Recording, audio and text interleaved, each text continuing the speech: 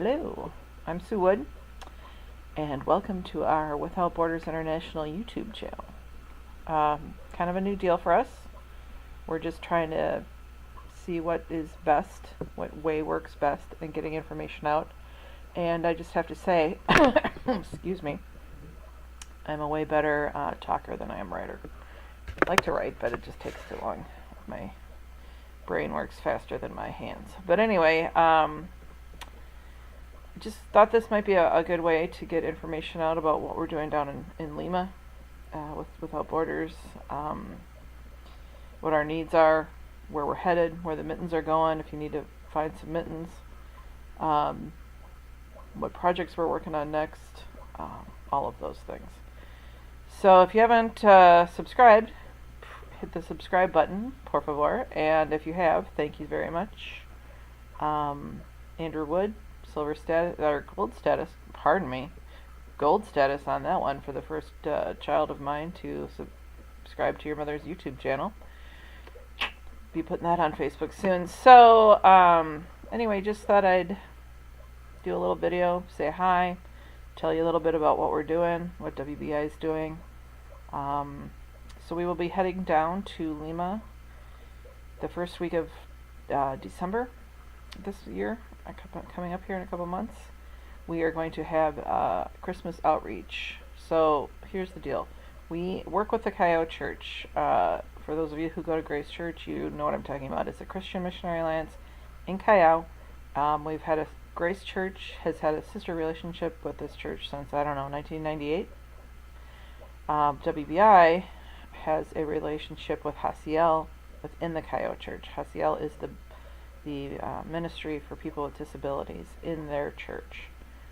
And our goal is to go down there this December and take that ministry and that model and go to other churches that the Callao Church has a relationship with, other Christian Missionary Alliance Church, CMA churches, and say, hey, Pastor Joaquin has this model, this thing going on in his church.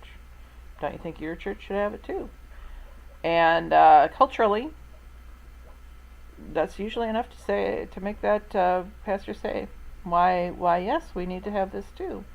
And if we come down there as gringos saying, hey, we're going to help you, we're going to come alongside of you, we're going to help train your people, we may even give you some funds also to do this. We, as in WBI, supports Hasiel. $250 a month now we send down to pay for meals for the families. We feed their families every Saturday. They have a sit-down family meal. And I think of that $250 feeds 70 to 80 people every Saturday in a sit-down meal. I'm not sure what else comes out of that money at this point. My husband, the money guy, can probably tell you a little bit more about what all that is. But anyway, so I know that we pay for the food. We also help them if they have certain projects they need, certain items. We really need to help them set up their kitchen. They were using all the stuff from their own homes, pots and pans and whatever, what have you. Oh, they just bought a huge rice cooker. I should put a picture of it on here once I can figure out how to do that. Jake Allen, are you out there? Are you listening? You need to help me figure out how to put pictures on here while I'm talking, because I know I can do that. I just don't know how yet, but I will. I promise.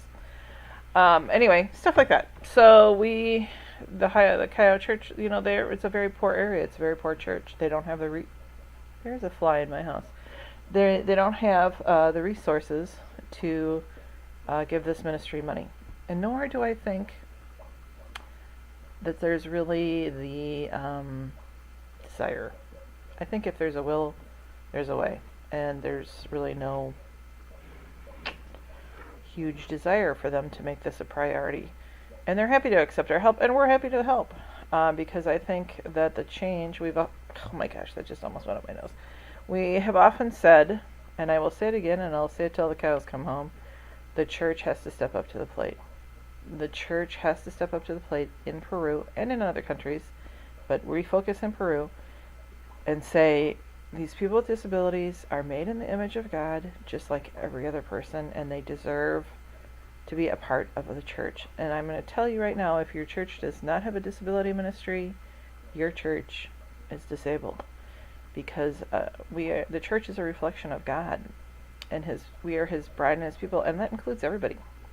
Hello, even the people with disabilities. So if your church doesn't have this, you're really at a loss, because this is a beautiful part of God's creation here on earth. And again, why was the man born blind? The disciples asked Jesus. Again, I'm going to tell you, it's so that His glory can be made known. And would that be cool if that would be like a healing, and every disabled person we know we could go lay hands on and would be healed? And I still believe that can happen.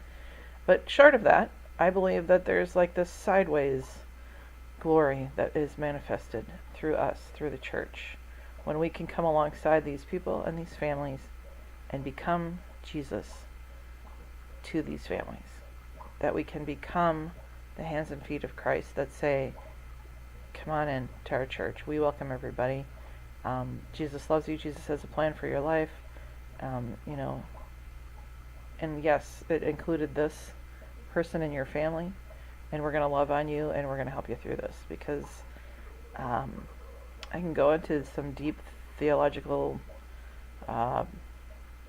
leanings and talkings about the Theology of Suffering. Just went to a 3-day intensive class with Johnny and friends on the Theology of Suffering, and it was amazing and eye-opening and really good. But here's the reality.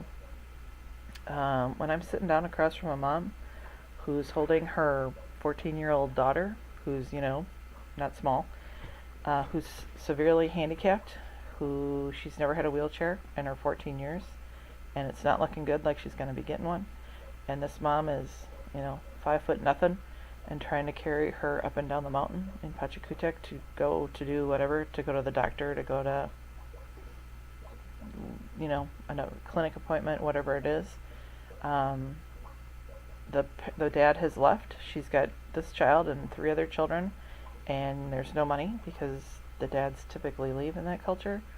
Then we can get into the deep theological stuff on suffering some other time, because all this mother needs to hear is, I love you. I love you. I'm going to come alongside of you. The church loves you. Jesus loves you. And we are going to be here for you. And we are going to take this journey together. We're going to walk it side by side. They need Jesus. We know that. Okay, everybody needs Jesus. But I've had people say to me down in Peru, today I will accept your God. Tomorrow I will still be hungry. And if that isn't convicting, I don't know what is. And so we want to show them that the love of Christ. But again, it needs to come through the church. The church has to step up to the plate to say, we are going to be the ones that is going to start the change in the culture, and the attitude culture here, the culture's attitude towards people with disabilities here in Peru. I mean, when I first started going to Peru in 2001, and I was working on the deaf team, people from the Callao Church, lovely, wonderful Christian people, said to me, why are you with this group? Why are you spending your time and your money with these deaf people? Like they have nothing to offer. That was within the church, people. That was within the church, and that was 16 years ago. The most eye-opening, overwhelmingly sad thing I'd ever heard. And I heard it with my own ears. It was said to me. So, I realize that the church here in the United States is not perfect, that we have a long way to go. But I also feel like we are ahead of the church in Lima as far as understanding where people with disabilities fit into the kingdom and the family of God.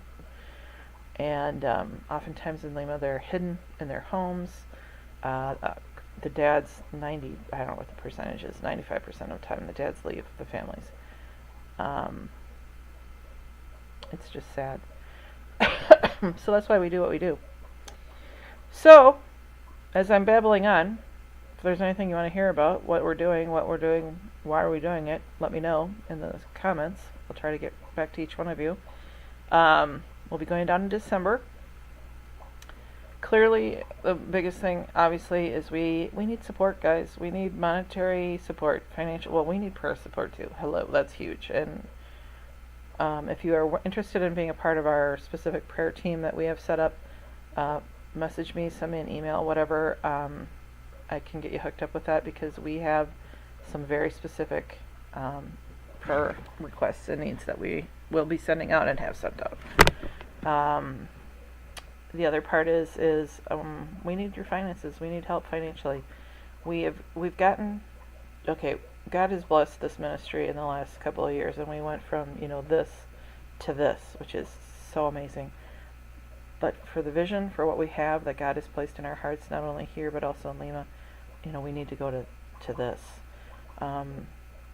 We have a vision of having a Monday through Friday Hasiel program, which means a day program where the people with disabilities can go, 9 in the morning till 5 at night or whatever the time is, and be taken care of and be fed and have a place to go while their moms go to work or have a break or whatever it is. Because here in the United States, I have 2 sisters with disabilities. You people know this. They go to day programs. So there's as many day programs as... You know what? I should have been signing this for my deaf friends. Next time, people. Remind me. So they go to day programs. There's as many different kind of day programs as there are disabilities out there. And depending on what you can do or what you can't do, we find the appropriate place for you to spend the day, to become a part of a group, a community, to belong, to do something, to be productive, to feel like you're a productive member of society. It all depends on where you're at. There's nothing like that in Peru, okay? 0. And so wouldn't it be cool is if the church could step up to the plate and say, you know what, this has to change. So we're going to open this out. There's a house right next door to the Cayo Church people, right next door. Hello, like this. And we want to buy this house, and we wanted to make it into a Hasiel house. Monday through Friday day programs. At night we could have sign language classes, parenting, ECFE type classes, if you guys ever did those. Stuff for people in the deaf community as well in the evening, so that we could use this house constantly, 24/7. It would never just be just this, program. But that's where we want to start. But that's $150,000 just to buy that house, and then we need people to run it. So that's going from here to here financially. So if you happen to have an extra $150,000 laying around, I'm your girl. Hook me up on that with that one. If you happen to know of people or places or foundations that would love to know about more about what we do, let me know. If you have $5 you want to send us, I can help you out with that too. We know that God has a huge plan down in Peru. We have seen the changes. I have seen the changes in the hearts of the people, of the Christians, of the church in Lima, and God has softened their hearts and they are answering this charge to be the leadership, to be the change, to be the love that overcomes in this community. And we're happy to be a part of it. But we need your help. And this is not going to always just be, hey, send us your money. This is not what this is all about. This is just a way for me to talk and get my message out there. And I don't know if it works, it works. If it doesn't, I can listen to myself talk. Pretty exciting. So anyway, I'm going to be going back here to sew some more mittens. Hopefully we're going to be getting those videos captioned. Hopefully you're going to get the videotapes captioned so that my deaf friends can enjoy paying attention to what I have to say, which I know is so important.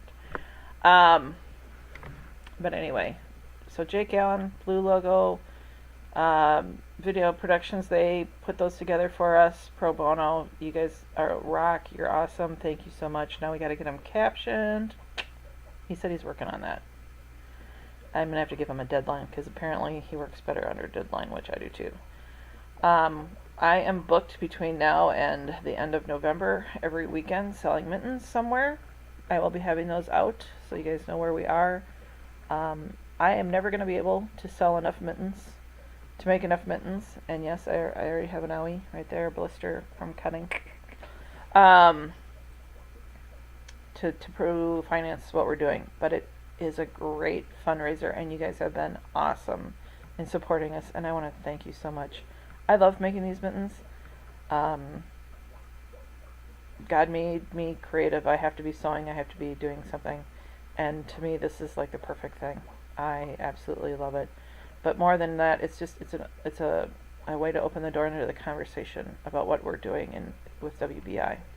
Hey, I sell these mittens, but let me tell you about what we're doing down in Lima and what God's doing down in Lima, because it's pretty cool. So, keep eye on the mittens. If you want to know where they're going to be, check our website, wbint.org. We'll have a list on there of where we're going to be. Follow our Facebook page, Without Borders International. If you can find us on there and follow that, it'll be on there. You can always call me or text me. Email me. Write a little comment on the things. I'll let you know where you're at, if we're going to be near you. But beyond that, there's some exciting things in the works. I have yet to bring to our board to approve yet, but let me just say it's going to be, we're looking at something kind of like with Compassion, where you can adopt a family, and because of this need for a house or a place for a program, we're kind of thinking that perhaps this might be a way of an ongoing, you can help the family with the tuition that it would cost to attend the house, because we want to have some fabulous staff that works with these people. I've already got that lined up. I have those people down there, and we just need the funds to pay them. It's been 16 years in the making of finding the people we can trust and the people that have the heart and the vision to do the same as what we have. And we have those in place, people. We just need the finances. So thanks for listening to me ramble. It's a lovely fall day here in Cokato, Minnesota.